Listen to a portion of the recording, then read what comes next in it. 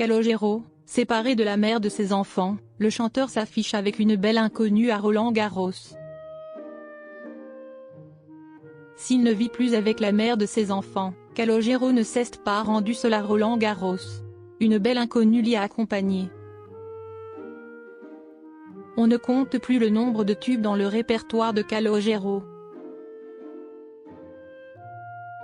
De Face à la mer et Allah en passant par Je joue de la musique et En apesanteur, ses titres les plus connus figurent parmi les grands classiques de la chanson française, certains ayant même été récompensés. Si est-il le cas d'Un jour au mauvais endroit qui a triomphé aux Victoires de la musique en 2015. La chanson occupe une place spéciale dans sa carrière. Elle a en effet été écrite par une certaine Marie Bastide. L'artiste parolière et compositrice a partagé pendant plusieurs années sa vie. La mère de ses deux derniers enfants, Pio et Rita, a également collaboré avec d'autres gloires de la chanson, comme Florent Pagny, Le Soldat, Louane, Si t'étais là, Céline Dion, Le Miracle, ou encore Julien Clerc, On attendait Noël. Calogero séparé, mais pas seul à Roland-Garros. Cette belle histoire faite de complicité amoureuse et professionnelle a pris fin en 2023.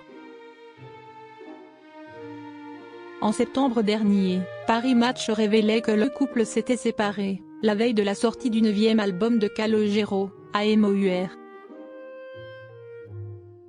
Ces 4 bambins resteront loin de l'objectif et la femme qui partageait sa vie est partie, indiquaient nos confrères dans leur article, un long portrait consacré à l'artiste. Si est-il en père célibataire que Calogero s'est rendu à Roland-Garros cette semaine. Le 7 juin, on l'a aperçu dans les tribunes, lors des demi-finales de la compétition.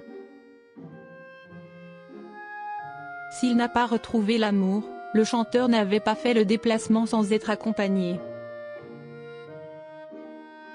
Il s'est affiché avec une belle inconnue dont on ne connaît pas l'identité. Cette mystérieuse camarade de Roland-Garros semblait particulièrement complice avec lui. On ne sait s'il s'agit d'une simple amie ou plus.